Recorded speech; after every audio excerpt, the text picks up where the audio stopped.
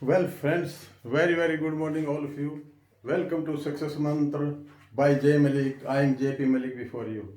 Today, we are going to discuss a very important topic, that is old pension versus NPS. NPS means National Pension System. इसको नई pension system भी कहते हैं. तो आइए हम पहले इसको समझें कि ओल्ड पेंशन स्कीम और नई पेंशन स्कीम में क्या डिफरेंस है. क्योंकि आजकल इस ओल्ड पेंशन और न्यू एनपीएस पर एक बहुत बड़ा बवाल शुरू हो गया है हर राज्य में. तो पहले हम इसे समझें कि क्या इसमें डिफरेंस है. ओल्ड पेंशन स्कीम क्या देती थी एम्प्लॉइज को आफ्टर रिटायरमेंट, और एनपीएस क्या है. तो आइए let us start one by one point discuss करेंगे. तो देखिए, after retirement old pension scheme में क्या था कि आफ्टर रिटायरमेंट 50% ऑफ बीपी, जो बेसिक पे लास्ट सैलरी या जो हाईएस्ट थी 10 इयर्स की, उसकी एवरेज निकाल के जो भी हायर थी 50% ऑफ बेसिक पे. अब बेसिक पे में मूल वेतन, बेसिक पे प्लस जिस पर पीएफ कटता है वो शामिल होता है. इफ लास्ट, देखिए अगर यहाँ पर last basic pay is ₹1 lakh, तो यहाँ पर कितनी पेंशन मिलती है. An employment gets 50,000 as pension. Pension के रूप में 50,000 उसको मिलते हैं. तो अब इसकी एवरेज में दूसरी तरफ यहाँ देखिए, ये क्या है एनपीएस में क्या है, एम्प्लॉइज शेयर.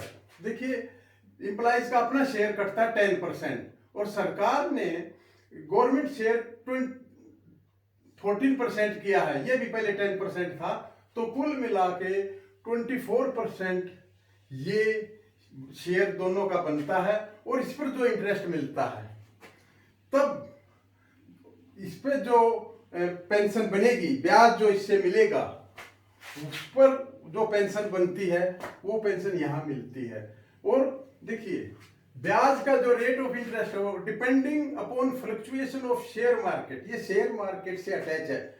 अगर ब्याज का रेट गिरेगा तो रेट कम होगा तो वो कम मिलेगा, रेट बढ़ेगा तो रेट. तो ये it will depend upon fluctuation of share market. ये शेयर मार्केट से अटैच कर दिया है. यहाँ पर ऐसा नहीं था. यहाँ पर ट्रेजरी से पैसा मिलता था, सरकार देती थी, और इनका अपना पैसा कटता नहीं था. यहाँ पर क्या है, 10% शेयर एम्प्लॉय का कटेगा और गवर्नमेंट शेयर इसमें 14% मिला के 24% हो जाएगा. और उस पर जो इंटरेस्ट है उसके बाद देखिए आफ्टर रिटायरमेंट, रिटायरमेंट के बाद 60% ऑफ कॉर्पस जो भी जमा हुआ, ये तो उसका 60% कैन बी विड्रॉन, उसको 60% निकाला जा सकता है. और रिमेनिंग जो 40% है utilize for purchase an annuity plan. एक एन्युटी प्लान खरीदा जाएगा जो जिससे ब्याज रेट जो मार्केट से अटैच है उस हिसाब से उसकी पेंशन बनेगी. इफ लास्ट सैलरी इज, किसी की सपोज सैलरी 1 लाख है, द पेंशन बिकम्स 5,000 to 10,000. ये भी इतनी भी नहीं बनती है, ये भी मैंने ज्यादा लिखा है, इतनी बनती नहीं है. तो क्या है, जैसे एक मेरे साथी की पेंशन बनी, तो मैं हैरान हूं कि उसकी पेंशन 30 साल की सर्विस के बाद 1,447 रुपीज ये पेंशन बनी. तो पेंशन का नाम है पेंशन, कोई ये पेंशन नहीं है. तो यहाँ पर इस व्यक्ति को ये है कि इससे ज्यादा तो ओल्ड एज पेंशन है, बुढ़ापा पेंशन कई एक स्टेट में मिलती है. तो ये पेंशन है. तो इसीलिए लोगों में इरिटेशन है कि ये पेंशन का नाम है, पेंशन मिलती ही नहीं है. दूसरा देखिए, यहां पर ओल्ड पेंशन में क्या था, half yearly DA every 6 month, half yearly DA, जो डीए रिलीफ बोलेंगे यहाँ आफ्टर रिटायरमेंट, तो वो जो है वो यहाँ पर मिलता है. और पीएफ या जीपीएफ जो यहाँ पर फैसिलिटी है वो कटता है, वो ब्याज के साथ उसको at the time of retirement मिल जाता है. तो ये फैसिलिटी है. लेकिन एनपीएस में no provision for DA, DA का कोई प्रोविजन ही नहीं है, जीपीएफ का भी कोई ये फैसिलिटी नहीं है. तो ये 2 पॉइंट हमने डिस्कस किए। थर्ड देखिए, सैलरी से कोई डिडक्शन नहीं होती यहाँ पेंशन के केस में। No deduction from salary for pension. किसी भी एम्प्लॉय की सैलरी से पैसा कट के पेंशन नहीं बनती। यहाँ पर क्या है, डिडक्शन ऑफ 10% ऑफ बीपी और डीए फ्रॉम सैलरी। यहाँ पर डीए डिडक्शन है, तो ये एक पॉइंट है। फिर यहाँ पर देखिए ग्रेजुइटी, उपहार के रूप में ग्रेजुइटी व्यक्ति को रिटायरमेंट के बाद मिलती है। 20 लाख तक मैक्सिमम ये मिल सकती है ग्रेजुइटी, इसका अलग फार्मूला है। यहाँ पर ग्रेजुइटी का कोई प्रोविजन ही नहीं है। अब देखिए, payment of pension is made from by government, made by government through treasury. Treasury से इसको मिलती है। ये एक सिक्योर्ड योजना है। बुढ़ापे में व्यक्ति को ये एक सिक्योरिटी है कि मुझे ये पैसा मिलेगा।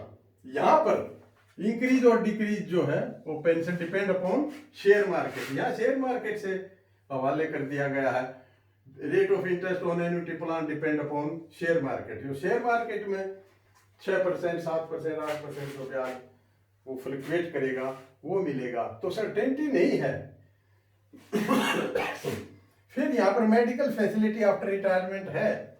यहाँ पर कोई प्रोविजन इस तरह का नहीं है। अब देखिए फैमिली पेंशन के टॉपिक पर आइए। फैमिली पेंशन यहाँ पर है in case of death during service और आफ्टर सर्विस। यहाँ पर प्रोविजन है 30% प्रोविजन कि फैमिली पेंशन रिटायरमेंट के बाद जो सैलरी थी उसका 30% है, तो एक फिक्स है।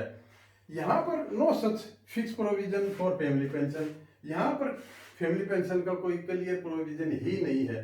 तो जब हम इन दो ओल्ड पेंशन और एनपीएस को कंपैरिजन करते हैं तो ये लाख दर्जे इससे बेटर है। इसीलिए देखिए जनता में रोष है, कर्मचारियों में रोष है, पूरे देश में रोष है। और अभी जैसे जैसे इलेक्शन नजदीक आए हैं तो सरकारों ने ये इलेक्शन जीतने के लिए वायदे करने शुरू कर दिए हैं। और ये देखिए एक लार्ज स्केल पर ये पॉइंट रेज हुआ है और ये लॉजिकली भी ठीक है। क्योंकि देखिए 2004 के बाद सेंट्रल गवर्नमेंट ने पेंशन को, ओल्ड पेंशन स्कीम को बंद किया था और 2005 से एनपीएस लागू किया। उस टाइम देखिए सबसे पहले तो ये था कि सेंट्रल गवर्नमेंट ने किया था, तो राज्यों ने भी साथ ही इस स्कीम को लागू कर दिया, जबकि उन पर ये लागू नहीं थी। तो सभी राज्यों ने, वेस्ट बंगाल को छोड़कर सभी ने ये एनपीएस लागू किया। तो कर्मचारियों को एनपीएस के बारे में इतनी जानकारी उस टाइम नहीं थी। वो सोचते थे कि ये ओल्ड पेंशन स्कीम से भी कुछ सरकार बेटर करने जा रही है। परंतु जब इसका रिजल्ट सामने आने लगे, जो 2005 के बाद के जो कर्मचारी हैं, तो उनको पता लगा कि पेंशन नाम की तो ये कोई चीज ही नहीं है, पेंशन मिलती ही नहीं है इसमें। तो और इसके कंपैरिजन में तो ये कहीं नहीं ठहरती है। तो इसकी मांग, ओपीएस की मांग जोर पकड़ने लगी। देखिए जैसे जन्म और मृत्यु एक सत्य है, उसी तरह रिटायरमेंट और बुढ़ापा भी एक सत्य है, ये भी आता है। तो लास्ट के दिनों में कर्मचारियों को जिसने 30-40 साल की सर्विस की है, उनको मार्केट के भरोसे, शेयर मार्केट के भरोसे नहीं छोड़ा जाना चाहिए। क्योंकि कहते हैं ना, all is well that ends well. अंत में जब इस बुढ़ापा अगर व्यक्ति का ठीक से नहीं जाएगा, तो ये इतनी लंबी सर्विस उन्होंने की इसीलिए की थी कि उनके जो ओल्ड एज टाइम आएगा तो वो अपना सुख चैन से व्यतीत करेंगे। लेकिन इस स्कीम में ऐसा कुछ नहीं है। सरकारों ने रिटायरमेंट के बाद बुढ़ापे के समय कर्मचारियों को का जो ये शेयर मार्केट के साथ अटैच किया है, ये बिल्कुल गलत है। क्योंकि देखिए 30-40 साल कोई एम्प्लॉय घर से दूर रह करके, समाज से भी एक तरफ रह करके, और वो डिवोटी हो करके पूरी लगन से और ईमानदारी से सर्विस करने के बाद अगर उसको या इस हालत में छोड़ा जाएगा तो लोगों का एजिटेशन, ये कोई लॉजिकल है ही नहीं। तो इसमें वो अपनी आर्थिक और सामाजिक देखिए, रिटायरमेंट के बाद भी व्यक्ति को आर्थिक और सामाजिक जिम्मेदारियां हैं, उनका निर्वहन ये नहीं कर पाएगा, और उसकी मेडिकल फैसिलिटी इसमें कुछ है ही नहीं। तो देखिए, जब जैसे जैसे ओल्ड एज आती है तो उसके मेडिकल खर्चे बढ़ जाते हैं और घर की जिम्मेवारियां बढ़ जाती हैं। तो इस हालत में ये लाचार अपने आप को समझ रहा है।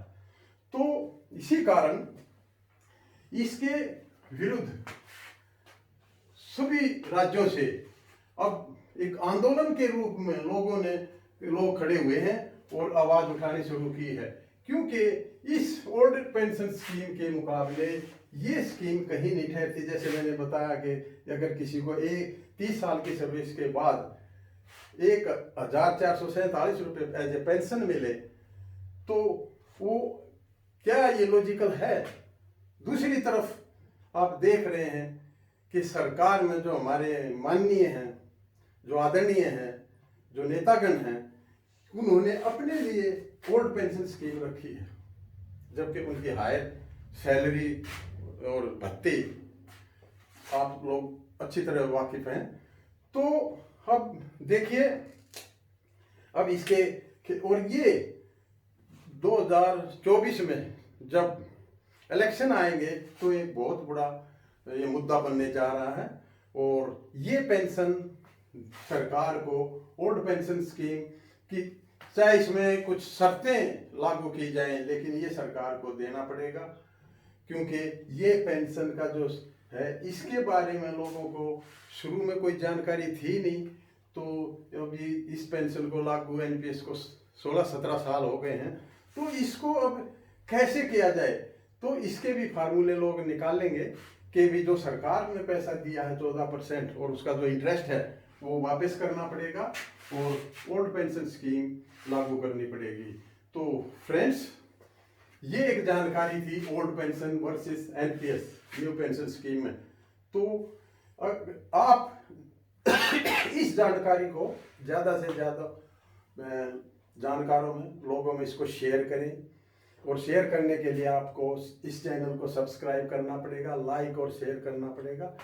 तो ये था ओल्ड पेंशन और एनपीएस में डिफरेंस, क्योंकि इनको पहले समझना बहुत ज़रूरी था कि वाकई में क्या एनपीएस और ओल्ड पेंशन में क्या सब कुछ समानताएं हैं, कुछ ये सिक्योरिटी देती है लाइफ की, क्या इसमें एक ओल्ड एज जो जिसने 35-40 साल सर्विस की, क्या उसकी लाइफ की कुछ सिक्योरिटी है, उसको मेडिकल फैसिलिटी के लिए वो पैसा जुटा सकता है। अगर किसी को इतनी पेंशन मिलेगी तो कोई भी इंश्योरेंस पॉलिसी वो नहीं ले सकेगा, और उसके साथ ये जो एनपीएस है ये एक तरह से धोखा समझा जाएगा।